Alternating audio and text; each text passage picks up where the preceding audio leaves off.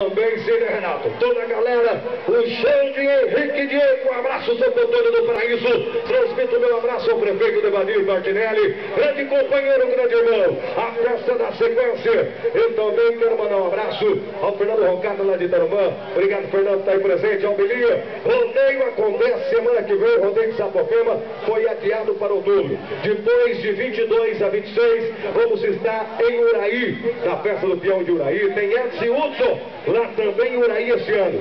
Marco Brasil na quarta-feira, na quinta e na sexta, no sábado. Estaremos junto com vocês também em Uraí. Nós vamos estar também em Tarumã e Sertanópolis. Dia 6, 7 e 8, a companhia Belinha Rodeio Show no mês de setembro vai estar em Sertanópolis. E dia 9, eu e meu companheiro Belinha vamos estar ao lado sim do Fernando Roncada em Tarumã, encerrando os 20 anos de festa do peão de Tarumã e uma homenagem especial ao grande companheiro Belinha, que vai receber da comissão organizadora de Tarumã do Estado de São Paulo. Um abraço, Belinha, um abraço, Kátia, um abraço, Charlinho. Tá aí presente na festa, obrigado, irmãos. Luiz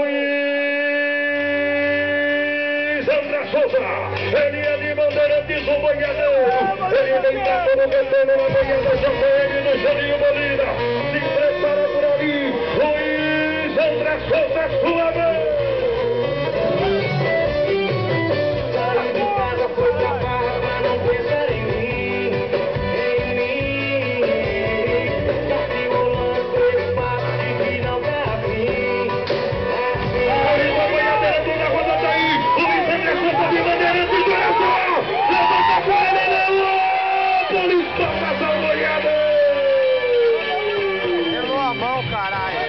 Luiz André Souza de Bandeirantes e a como